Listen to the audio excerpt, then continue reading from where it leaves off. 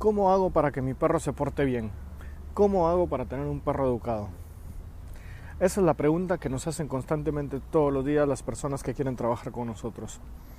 Si le preguntamos a una persona con qué es con lo que más conflicto tiene en el día a día con su perro, y la mayoría van a decir: quiero que el perro se porte bien en casa, quiero que el perro haga caso afuera, quiero que el perro obedezca, quiero que el perro sea más educado, quiero que el perro aprenda a hacer sus necesidades afuera y no haga más adentro de la casa. Bueno, hoy, en el tema de hoy del podcast de Urban Dogs, hablaremos de esto y te daremos algunos tips y consejos para tener el perro educado que siempre hemos querido tener. Así que acompáñanos. Soy Daniel Acoen, entrenador canino de Urban Dogs, y comenzamos este podcast en 3, 2, 1. Hola, ¿cómo están? Buenas tardes, buen día, buenas noches. No sé qué horario es donde nos estás escuchando, en qué momento del día nos estás escuchando, desde qué parte del mundo nos estás escuchando, pero esa es la ventaja de los audios y de los podcasts. Nos puedes escuchar desde cualquier parte del mundo, en cualquier momento, en el auto, en tu casa, mientras salís a pasear con el perro. Bueno, el audio rompe barreras y creemos que es la tecnología del futuro también, así que hoy por hoy todo lo que hacemos, escrito, mensajes de WhatsApp, creemos que la tecnología está avanzando por este lado. Próximamente haremos la mayoría de las cosas que hacemos por audio. Así que bienvenidos al podcast de Urban Dogs. Soy Daniel Acoen, entrenador canino de Urban Dogs. Y el tema del que vamos a hablar hoy es una de las consultas que nos hacen más a menudo. Por eso decidimos empezar a hablar de este tema antes de hablar de otros temas. Y siempre nos están haciendo la pregunta: ¿cómo hago para que el perro se porte bien? ¿Cómo hago para tener el perro educado, el perro que siempre quisimos? Bueno, nos aventuramos en tener un cachorro, en tener un perro, en rescatar un perro de la calle, y empezamos a encontrar situaciones con las que no nos esperábamos, empezamos a lidiar con comportamientos que no esperábamos. Incluso hay personas que hemos tenido un perro, se ha portado bien, ha crecido, lo hemos educado, no hemos tenido mayores problemas, y de repente tenemos otro, hacemos lo mismo y no funciona. O me dicen: bueno, tuve perros y se portan bien, pero este es un desastre. Bueno, vamos a darte un par de consejos, vamos a charlar un poco sobre... no vamos a hablar sobre una metodología, sobre un manual, sobre una guía paso a paso, un tutorial de cómo educar o entrenar al perro, pero vamos a hablar en generalidades o tips que te pueden servir para implementarlos de a poco y poder notar cambios. Vamos a entender por qué los perros actúan como actúan, y es lo que queremos charlar en este momento. Bueno, para hablar un poco de educación y comportamiento canino hay que entender un poco cómo funciona el cerebro del perro, el sistema de aprendizaje del perro, y por qué los perros terminan teniendo conductas no deseadas, por ejemplo, o creando malos hábitos.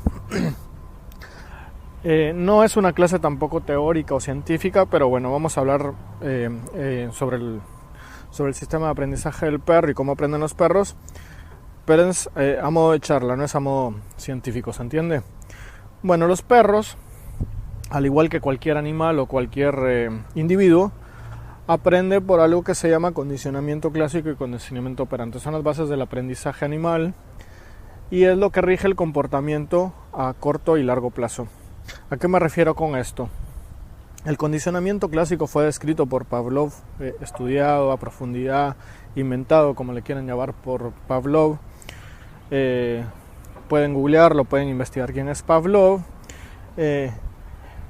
Y viene de la década del 70 en Rusia, y él lo que hizo fueron experimentos donde descubrió que, por ejemplo, al sonar una campana, se le daba la comida al perro. Sonaba la campana, se le daba la comida al perro. Sonaba la campana, se le daba la comida al perro. Y a lo largo del tiempo él descubrió que si sonaba la campana y no se le daba la comida al perro, el sonido de la campana producía salivación en el perro. Y descubrió que el sonido de la campana producía el mismo efecto que la comida en sí en el perro. De ahí nace el condicionamiento clásico. Él descubrió que el perro se condicionó de la misma manera al timbre o a la campana, de la misma manera que se condicionaba con la comida. Y de ahí viene el condicionamiento clásico. No vamos a entrar en detalles y en profundidad en este tema. Y es más, un pequeño detalle de color. Dicen por ahí que ni siquiera fue una campana la que utilizó. Dicen que fue una luz. Pero bueno, dice la historia de que él, para poderlo explicar y que la gente lo entendiera, en una conferencia mencionó que que a modo de ejemplo que era una campana, y desde entonces todo el mundo y los libros creen que el experimento se realizó con una campana. Pero bueno, un detalle de color nada más. ¿Cómo podemos entender el condicionamiento clásico? Es hacer una tarea de forma mecánica o repetitiva tantas veces que pasa a ser inconsciente, por decirlo de alguna manera, ¿sí? Algo que no tenía ningún significado, que no tenía relevancia, ¿sí? A nivel psicológico, por decirlo de alguna manera, adquiere una importancia, y tal importancia que pasa a ser a nivel inconsciente. ¿Cómo lo podemos explicar esto? Por ejemplo, y es como yo le explico a las personas para que se entienda. Cuando somos bebés y somos chiquitos no sabemos atarnos las zapatillas o los tenis, como le dicen en algunos países. Y con la ayuda de mamá o de papá aprendemos que primero una soga, un cordel, primero, después el otro, se pasa por encima, se pasa por abajo, se le da la vueltita, se mete en el agujerito y bueno, terminamos aprendiendo a atarnos las zapatillas o los zapatos o los tenis. ¿Cómo logramos esto? Y es más, a los que somos ya adultos, si yo te digo hoy que te ates las zapatillas, no tienes que pensarlo, sale automáticamente, ¿sí?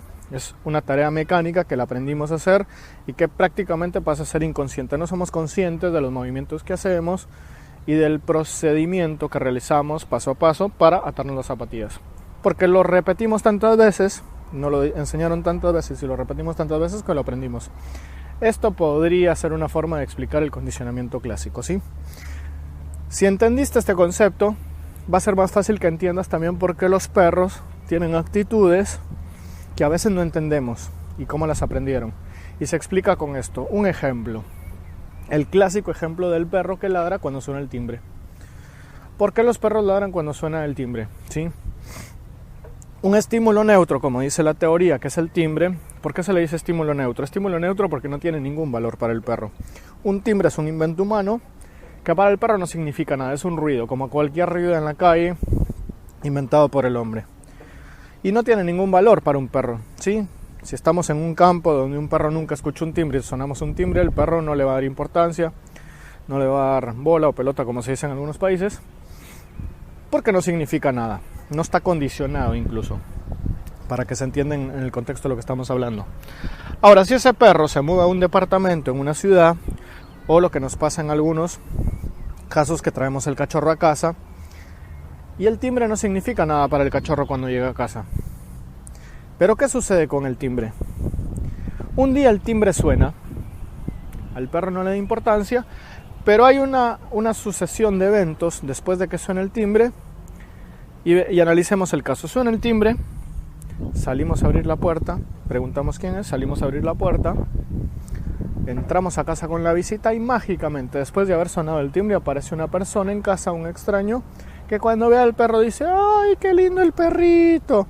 Y lo saluda y le da afecto y le da cariño, ¿sí? Eso pasa el primer día. ¿Quiere decir que por eso va a ladrar el perro al día siguiente? No, no necesariamente. Necesitamos el condicionamiento para que eso suceda. Sigamos con el ejemplo. Pasa lo mismo al segundo día, al tercer día, al cuarto día, al quinto día. Y un estímulo neutro como el timbre que no tenía significado para un perro empieza a adquirir significado. ¿Qué quiere decir esto?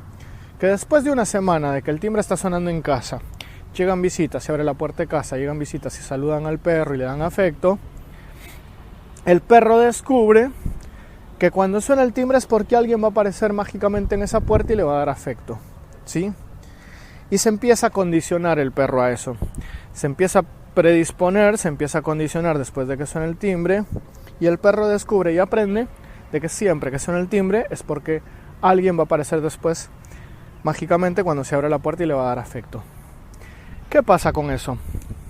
Lo hicimos tantas veces y lo repetimos tantas veces que se llegó a condicionar el sonido del timbre en el perro.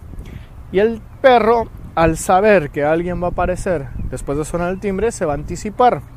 Y al anticiparse, nos va a avisar de que él ya sabe de que viene alguien, de que abramos la puerta rápido, que nos apuremos porque él ya sabe que viene alguien. Y su forma de avisarnos va a ser un ladrido. Si ese ladrido, la primera vez que lo hizo, no lo corregimos, ¿sí? En otro momento vamos a hablar de las correcciones y más adelante vamos a hablar de esta conducta. Pero si no lo corregimos, para el perro fue permitido ese ladrido. Y al haber sido permitido, ¿sí?, fue autorreforzado porque no hubo una consecuencia negativa por haber ladrado. Todo lo que en el cerebro del perro no es un no, pasa a ser un sí. Eso lo vamos a hablar en otro capítulo, pero para que se entienda ahora. ¿Qué sucedió? Que la primera vez ladró, no le dijimos nada, abrimos la puerta, apareció alguien y le dio afecto y cariño. Y es más, reforzamos ese ladrido. Se repite en el tiempo y el perro aprendió que cada vez que suena el timbre, ladra, avisa, mágicamente aparece alguien en la puerta y le dan afecto y cariño.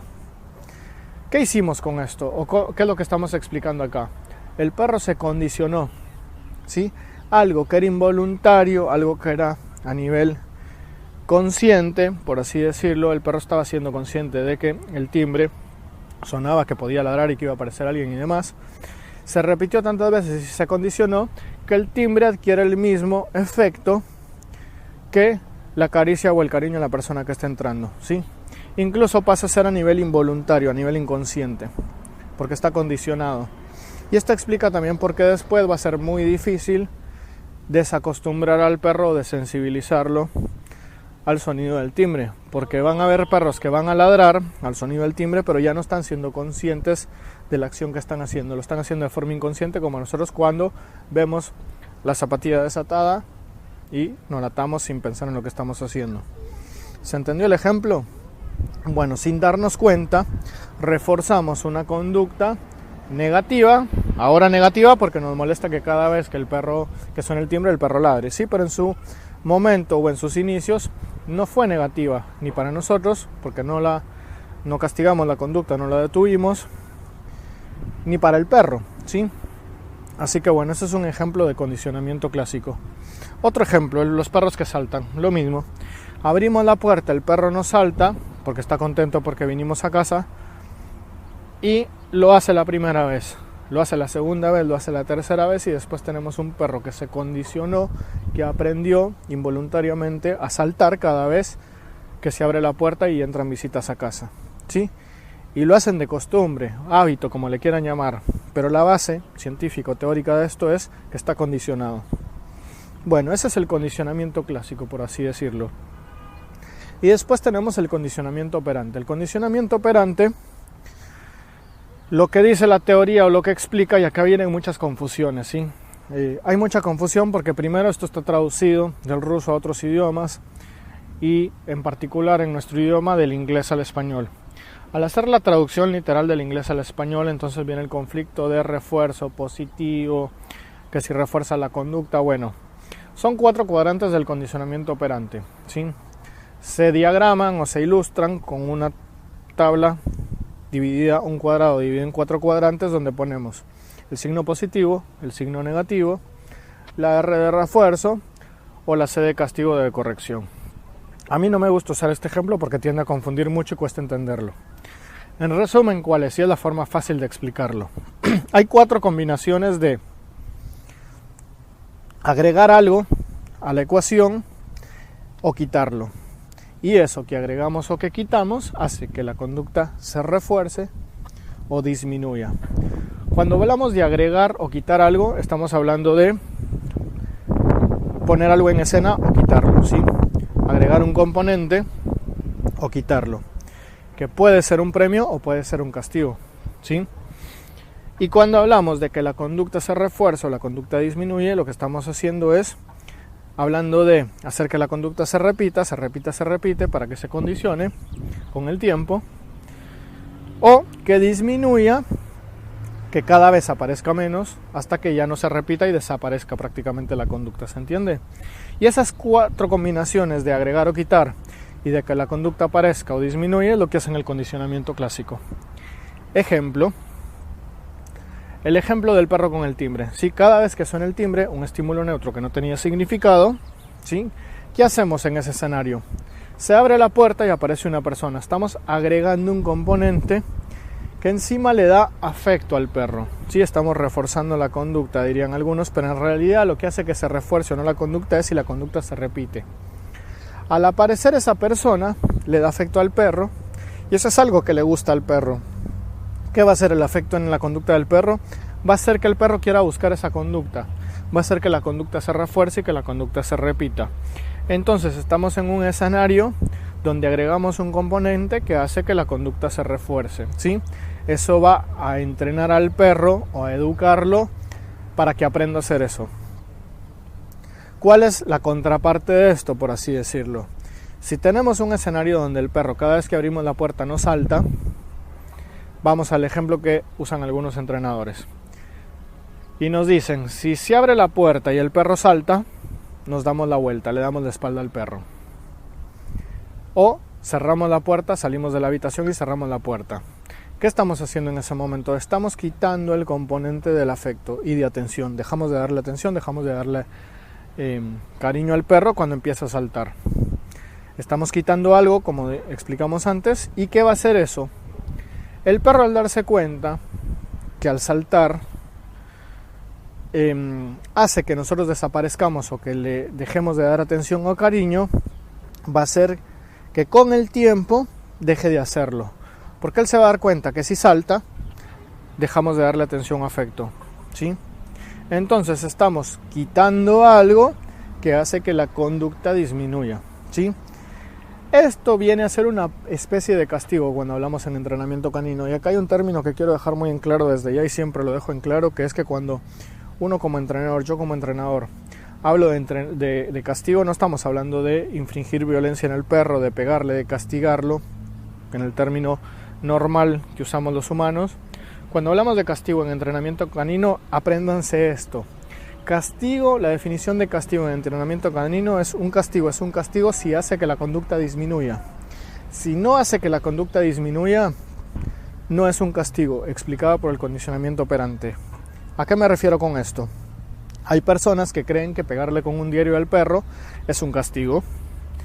Y puede que así sea. Hay perros muy sensibles, por ejemplo, que con pegarle con el diario, e incluso ni siquiera con pegarle con el diario, con hacer sonar el diario cerca del perro, eso pasa a ser un aversivo, pasa a ser algo incómodo para el perro, y el perro, con tal de evitar eso, deja de hacer lo que está haciendo. Agregamos algo que hace que la conducta disminuya. En ese caso, conceptualmente es un castigo, incluso sin tocar o lastimar al perro. Pero hay perros que no le tienen miedo a eso, ¿sí? Hay perros que no le tienen miedo al diario, incluso no tienen miedo ni siquiera y no les molesta que les peguen con el diario. En ese contexto, para ese perro, pegarle con el diario no es un castigo. ¿Por qué? Porque no hace que la conducta disminuya. Y acá es donde vienen las técnicas. Hay que saber qué técnica utilizar y de qué forma para saber si estamos aplicando un castigo o no cuando queremos disminuir una conducta. Otro ejemplo de esto es, queremos enseñarle el sentado al perro y hay dos formas de enseñarle al perro el sentado. Varias en realidad. Pero una de ellas, por ejemplo, es, le mostramos la comida que tenemos en la mano, ¿sí? O el premio, como le quieran llamar, y esperamos que el perro se siente. Cuando el perro se siente, le damos la comida. ¿Qué estamos haciendo? Estamos quitándole la comida, restringiendo el acceso a la comida, limitándole la comida, no se la damos, se la guardamos, ¿sí? Cerramos la mano y no se la damos, no dejamos que tenga acceso a la comida, sacamos algo de la ecuación como dijimos, y cuando el perro se sienta se la damos. El perro descubre que si sacamos la comida, entre más rápido se siente, más rápido tiene acceso a la comida. Entonces estamos quitando algo que hace que la conducta se repita. Otra técnica que funciona para enseñar el sentado al perro es aplicarle presión de correa. Y cuando hablo presión de correa es una técnica que se tiene que aprender a hacer, que se usa, pero hay que saberla hacer. Es aplicar presión mínima constante en el perro que le cause una molestia mínima. ¿Sí? Entonces, ¿qué hace el perro? Cuando yo aplico presión de correa para arriba, esa pequeña molestia en algún momento va a hacer que el perro se siente. El perro no se sienta por la molestia, el perro se sienta porque se aburrió de estar parado, etc. Bueno, en el momento que se sienta el perro, desaparece la presión de la correa, aflojamos la correa, ¿sí? Es mínimo, es una presión muy mínima. Entonces, ¿qué descubre el perro? Que la forma de apagar esa molestia leve es sentándose, ¿sí? Y es como funciona también el collar eléctrico cuando se sabe usar de forma correcta y de forma profesional, ¿sí? No me voy a meter en ese tema ahora, se lo voy a dejar para otro día, pero cuando trabajamos con el collar eléctrico con estímulo leve, muy leve, y el perro se condiciona, se trabaja con eso, se trabaja en positivo, se le enseña al perro la comunicación con el collar eléctrico. En ningún momento se le castiga al perro, pero eso hay que entenderlo, muy pocos lo hacen, por eso lo menciono. Se le enseña al perro a apagar la presión, ¿sí? A apagar el estímulo. Entonces el perro aprende a sentarse y se sienta cada vez más rápido para evitar esa molestia. ¿Qué estamos haciendo? Estamos agregando algo negativo, ¿sí? No necesariamente hablamos de castigo o de pegarle al perro, estamos agregando algo negativo para que el perro se siente. Eso hace que la conducta de estar parado disminuya, ¿se entiende? No estamos reforzando la conducta de estar sentado, estamos reforzando la conducta de dejar de estar parado. Pero bueno, creo que se entiende con estos ejemplos. Vamos al ejemplo del castigo puro y duro, como se dice, ¿sí? Si un perro va caminando y esto es común en los barrios cerrados, en las casas que tienen jardín y no tienen pared y demás, bueno, o en lugares donde uno no quiere que los animales crucen cierta área, se les pone la cerca eléctrica. Y acá sí estamos hablando de castigo puro y duro, no estamos hablando del collar eléctrico bien usado y profesionalmente usado, pero esto es para otro día. Pero ¿qué hace la cerca eléctrica? La cerca eléctrica se instala en un lugar, se le pone el collar de la cerca eléctrica, el collar eléctrico al perro, que es diferente al collar que se usa para entrenar perros de forma profesional y en positivo y bien. Y cuando el perro cruza esa zona, le da una descarga al perro, ¿sí? Acá sí estamos hablando de castigo. Regresemos al concepto de castigo como algo que hace que la conducta disminuya, ¿sí? Y el castigo tiene que ser lo suficientemente significativo para que haga que la conducta disminuya. Esto ya lo explicamos anteriormente. Entonces el perro descubre de una manera muy rápida y muy fácil que si cruza esa zona va a recibir una descarga. Estamos aplicando un castigo que hace que la conducta disminuya. Y ojo, que no quiero que confundan los términos tampoco, porque cuando hablamos de aplicar castigo no estamos hablando de hacerle daño al perro. Pero una descarga bien dada de forma correcta, con el timing correcto y demás, puede ser que una conducta disminuya. Pero no vamos a entrar en la controversia de aplicar castigos y cómo aplicarlo, porque no es el tema de hoy.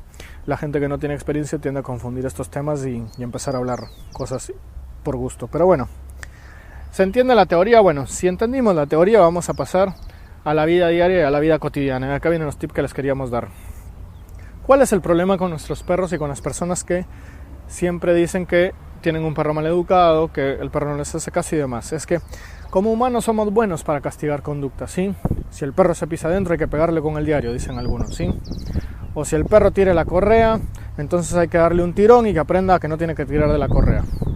Bueno, hay muchas técnicas para esto, por ejemplo. Cuando le queremos enseñar al perro que no baje el cordón, una de las técnicas, por ejemplo, es tener una soga larga, ¿sí? Bajar el cordón, y si el perro baja del cordón, darle un toque con el collar, ¿sí? Es una molestia, termina siendo una molestia en realidad. Y el perro aprende que si recibe la molestia justo antes de bajar del cordón, para evitarla, ¿qué va a hacer el perro? No va a bajar del cordón, ¿sí? De la acera, el cordón, como le quieran llamar, la vereda. Entonces es un ejemplo de la vida diaria, cotidiana, donde le enseñamos al perro a no bajar del cordón. Ahora, ¿cuál es el problema de esto? El perro no aprende por castigo, por presión o por malas experiencias. El perro, cualquier animal y cualquier ser humano va a aprender por refuerzo, ¿sí? Por premio, más que refuerzo. El premio hace que la conducta se refuerce, ¿sí? Todos vamos a trabajar o nos levantamos todos los días para ir al trabajo, y los que lo hacemos contentos, lo hacemos porque nos gusta el trabajo, porque nos gusta lo que hacemos, porque los disfrutamos, porque no hay experiencias negativas y porque nos premian, ¿sí? Recibimos una paga por ese trabajo, y la paga tiene que ser significativa para que tenga valor, ¿sí? Bueno, ejemplo de premios y castigos, otro ejemplo. Vamos con el auto en la autopista y vemos la señal de límite de velocidad 100 km por hora. Si la multa o el castigo no es significante, ¿qué va a pasar? Ejemplo, voy a 100 por hora, voy a 150 por hora, voy a 200 por hora, tengo una Ferrari y voy a 500 km por hora. Si la multa por ir a exceso de velocidad, 100 km por hora, más de 100 km por hora, es de $1, ¿sí? O $1 o la moneda que estén utilizando en su país, 5 pesos, 100 pesos, ¿sí? $50, y hay gente que con una Ferrari no le va a importar mucho la multa, que me pongan una multa de $50 por un exceso de velocidad y no me va a importar, y prefiero, y es más gratificante y más recompensante, ¿sí? Más reforzante el meter la pata, como decimos, y darle velocidad al auto, y después pagamos la multa o no, ¿sí? Pero la multa, como no es significativa, como no me causa dolor, como no me importa, no hace que mi conducta disminuya. Ahora vamos con el otro ejemplo. El mismo ejemplo de la Ferrari, límite de velocidad 100 km por hora, yo voy a 300 km por hora. Si en ese país la multa es que por exceso de velocidad me van a poner una multa de $5,000 y además a la segunda me sacan el registro y no me dejan manejar nunca más en la vida, yo estoy seguro que con una multa que pongamos va a ser suficiente para que esa persona, la próxima vez que vea un signo de 100 km por hora, disminuya automáticamente la velocidad. ¿Por qué? Porque el castigo tiene valor, ¿sí? ¿Qué hace el castigo? Y no necesariamente estamos aplicando violencia cuando hablamos de castigo, como digo siempre, ¿sí? Pero ¿qué hace? Hace que la conducta disminuya. Agregamos algo negativo que hace que la conducta disminuya. Eso es condicionamiento clásico. Bueno, cuando entendemos esto, entendemos por qué los perros son como son y hacen lo que hacen. Y por qué aprendieron lo que aprendieron, o por qué les podemos enseñar lo que les queremos enseñar, o cómo hacemos que dejen de hacer eso que están haciendo, ¿sí? Y acá viene lo interesante, dice el dicho, ningún perro se tropieza 2 veces con la misma piedra. Y es porque los perros aprenden esto. Lo tienen innato, lo tienen en su instinto de conservación, ¿sí? Cualquier cosa que vaya en contra de mis instintos de preservación, el perro actúa a favor de eso.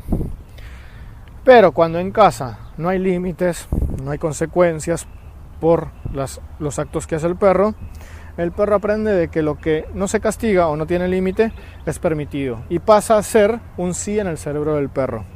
Y como está permitido y es un sí, incluso en algunos casos es autorreforzante, como en el caso de las mordidas de los cachorros. Sí, la gente me dice, bueno, pero tengo un cachorro que aprendió a morder, que me muerde todo en casa. Sí, no es que muerde todo en casa, es que aprendió a morder y las primeras veces que mordió no le enseñamos, no le pusimos límites, no redireccionamos esas mordidas. Se autorreforzó el perro porque a la conducta que él hace, el permitirle o dejar que siga mordiendo eso es autorreforzante, se autopremia y hace que la conducta quiera repetirse en el futuro. ¿Sí? Se condicionó de esta forma y hace que la conducta sea involuntaria y sea placentera para el perro. Entonces el perro va a empezar un día mordiendo una cosa, cuando se aburra de morder se va a buscar otra, si le dejamos una pelotita, a los 20 minutos, media hora se aburrió de morder la pelotita, busca otra cosa que morder, encuentra la silla del comedor, empieza a morder la silla del comedor, después encuentra la esquina de un sillón, muerde la esquina de un sillón y se autorrefuerza y esa conducta permanece en el tiempo. Y un día a ese cachorro, cuando le estamos dando la comida, una caricia o algo, nos muerde la mano. Porque el perro aprendió y descubrió que es gratificante morder, ¿sí? Y que es reforzante y es una conducta, un hábito que ya tiene aprendido. Y como no le dijimos nada por mordernos la mano, suavecito, jugando como haya sido, el perro la da por sentada o da por hecho de que esa conducta es permitida en su entorno, en su contexto. Y pasa a ser un juego incluso y sigue siendo reforzante. Ese perro aprendió a morder, disfrutó de morder, es una conducta que se refuerza. Y el día de mañana tenemos un perro que no tiene problema a morder a un chico, o a morder a otro perro, o a morder a alguien porque nunca conoció el límite de esa conducta. Y esa conducta fue reforzada. Lo mismo con perros que ladran, lo mismo con perros que si suena el timbre ladran, si entran las visitas saltan. Y acá viene la otra parte. ¿Cómo hacemos para eliminar esas conductas entonces? De la misma manera, ¿sí? Si para un perro que hace una mala conducta la estamos reforzando sin darnos cuenta, que estoy seguro que con esta explicación ya te vas a dar cuenta de esos casos donde estábamos reforzando la conducta sin darnos cuenta. Ejemplo, el perro que pide comida en la mesa. Nos sentamos a comer y tengo al perro sentado encima mío pidiéndome comida, ¿sí? ¿Qué pasa? Que la primera vez que nos pidió, o ni siquiera sin habernos pedido, nosotros le dimos un pedacito de carne del plato de la mesa, el perro, al descubrir que al estar cerca de nosotros recibía comida del perro, ¿qué hicimos? Agregamos algo positivo que hace que la conducta se refuerce y empezamos a formar una conducta sin darnos cuenta. Lo repetimos en el tiempo, lo condicionamos, ¿sí? Condicionamiento pavloviano y demás, lo que hablamos al principio, y formamos una conducta en el perro. Y el perro automáticamente, cuando alguien se sienta a comer, está parado en la mesa esperando la comida. ¿Y qué pasa? Cuando pasa el tiempo y descubre que no le damos comida, él dice, bueno, pero si vos me enseñaste, me educaste, me entrenaste a que si me siento acá me das comida y nos tardamos en darle la comida, el perro va a ladrar. El perro va a levantar la patita, nos va a empezar a rascar y es su forma de decirnos: ya aprendí que me das comida cuando estoy acá y cuando me siento. ¿Qué estás haciendo? Apúrate a darme la comida, ¿sí? Y nos terminan entrenando el perro a nosotros, como yo le digo a la gente. No es que el perro se porte mal, es que el perro te entrenó a vos, te entrenó a que si suena el timbre, él te entrenó a de que ladra y vos vas a abrir la puerta. De que ladra y alguien le da afecto cuando se abre la puerta. A que ladra, ¿sí? O muerde, o rasca con la pata, o lo que haga el perro, la conducta que le haya descubierto que le funciona, hace que vos lo premies y le des comida en la mesa. Entonces, ¿qué tenemos que empezar a hacer? A modificar estos escenarios, ¿sí? Si el reforzador, el premio, el motivador que el perro descubrió, que hace que su conducta se repita, tenemos que eliminarlo de la ecuación. Entonces, dejémosle de dar comida al perro cuando está en la mesa. Dejemos de permitirle al perro que salte. Y cuando digo permitirle al perro que salte, de dejarlo de hacer, no hablo de darle un rodillazo como dicen algunos, ¿sí? O de pegarle con el diario, o de tirarle spray con el agua. A veces algo tan sencillo como darnos la vuelta y cerrar la puerta y desaparecer, dejar al perro solo, que no pueda saltar, y quitarle el afecto y la atención que le dimos en ese segundo es suficiente para que el perro lo deje de hacer. Ahora, no se trata de imponerle un castigo fuerte, ¿sí? Pegarle un rodillazo, darle con el diario para que lo deje de hacer, pero a veces no tenemos la paciencia que lleva a modificar esa conducta, ¿sí? No tenemos, así como sin darnos cuenta tuvimos la paciencia de todos los días abrir la puerta y saludarlo o darle esa comida cuando está sentado al lado de la mesa, así también nos va a llevar un tiempo que el perro entienda y que el perro desasocie la conducta que está haciendo. Entonces no es inmediato, es un proceso, ¿sí? Que el perro entienda que ahora cada vez que ladra no le vamos a dar comida. ¿Dónde está el secreto? Y me quiero enfocar en esto como resumen o como punto de todo este podcast. Que se nos olvida premiar las buenas conductas, y ahí está el secreto del entrenamiento canino y de la buena conducta en el perro, ¿sí? Se nos olvida que cuando el perro está sentado, acostado, sin ladrar, sin molestar cuando estamos en la mesa, ahí es donde tenemos que premiar esa conducta. Se nos olvida que si un día abrimos la puerta y el perro nos saltó, inmediatamente tenemos que reforzar esa conducta. Y pueden hacer el ejercicio si están en una de estas situaciones. Ejemplo, abro la puerta y el perro me salta. Si abro la puerta y el perro me salta, me doy la vuelta, cierro la puerta y salgo. ¿Sí? 30 segundos, un minuto. El perro va a ladrar, el perro va a rascar la puerta, se va a volver loco porque no entiende, no le hemos enseñado y no entiende lo que estamos haciendo. Vuelvo a abrir la puerta y repito el ejercicio. El perro salta, salgo otra vez, cierro la puerta y salgo. Y así hasta que en una de esas abra la puerta y el perro no salte. En ese segundo que el perro no saltó, lo tengo que premiar. Si me tardo mucho en premiarlo, el perro va a volver a saltar. Entonces el secreto está en reforzar la conducta lo más pronto posible hasta que el perro lo entienda. Y si hacemos esta repetición, en cuestión de minutos y en cuestión de repeticiones, el perro lo entiende. El perro descubre y se da cuenta que la forma en que no nos vayamos, que no desaparezcamos, que no desaparezca el afecto, el cariño, el refuerzo, el premio, ¿sí? Es estando abajo sin saltar, quieto. Y después incluso hay quienes esa conducta la van modificando, la van moldeando para que ya no sea solo sin saltar, sino que el perro se siente cuando entramos. O incluso, yo por ejemplo a mi perro le enseño que cuando se abre la puerta de casa, se vaya a su cama, directo a su cama. Si abre la puerta de casa, él tiene que estar en su cama. Esté donde esté, se tiene que ir a su cama. De la misma forma, se puede condicionar al perro y se le puede enseñar que si suena el timbre, se vaya a su cama. Y él se anticipa porque suena el timbre, se anticipa que sabe que se va a abrir la puerta y le enseñamos a que cuando se abre la puerta se vaya a su cama, suena el timbre y automáticamente se va a su cama. Y se le puede enseñar al perro que la única forma de recibir afecto y cariño es estando tranquilo, abajo sin saltar, en su cama. De la misma forma pasa con perros que se hacen pis cuando uno los saluda cuando entra a casa. El proceso para enseñarle a un cachorro a hacer pis donde tiene que hacer pis ya que no haga pis dentro de casa es el mismo. El secreto no está en pegarle al perro cuando hace pis y que hay que ver en el momento exacto en que hizo pis para poderle dar con el diario, retarlo, decirle que no, etc. El secreto está en irle a enseñar a dónde tiene que hacer pis y reforzarlo y darle el premio en ese lugar. Es un proceso, no se hace de la noche a la mañana, como les he dicho. ¿Sí? Nos va a llevar 2 semanas, un mes, dependiendo de la etapa en la que esté el perro, si es cachorro y demás. Pero a medida que el perro descubre que lo premiamos, que le damos afecto, cariño, lo felicitamos porque hace pis en el arbolito de afuera de casa, o porque hace pis en donde le enseñamos a hacer pis, o caca, y no le damos afecto, no le damos atención, pero tampoco le pegamos cuando hace pis dentro de la casa, el perro descubre que el premio aparece en el lugar donde tiene que hacer pis. Y con el tiempo, como yo le digo a la gente, tenemos un perro que se para en la puerta de casa y nos avisa que quiere salir a hacer pis porque descubrió que el premio aparece afuera.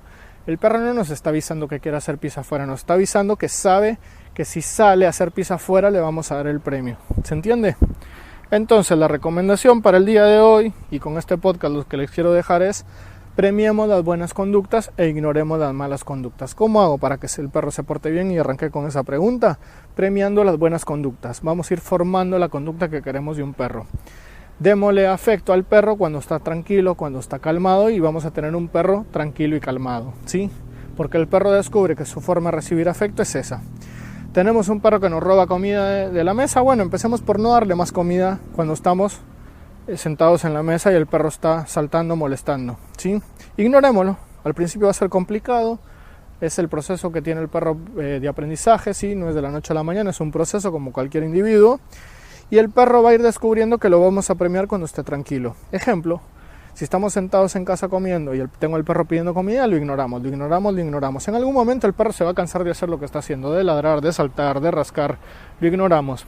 Cuando el perro deje de hacer lo que está haciendo y se siente, por ejemplo, ahí le damos un pedazo de comida de la mesa, de lo mismo que estamos comiendo, ¿eh? No pretendo que a la primera no lo haga, pero vamos a reforzar la conducta de estar abajo, de no pedirnos, de no ladrar, de no molestar, y empezamos por eso.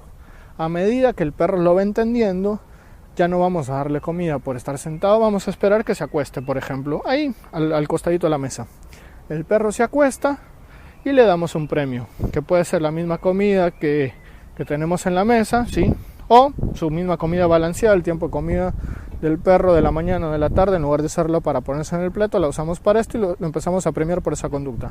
Y en cuestión de días o semanas tenemos un perro que cuando nos sentamos a comer a la mesa, en lugar de estar molestando, se acuesta y se queda tranquilo.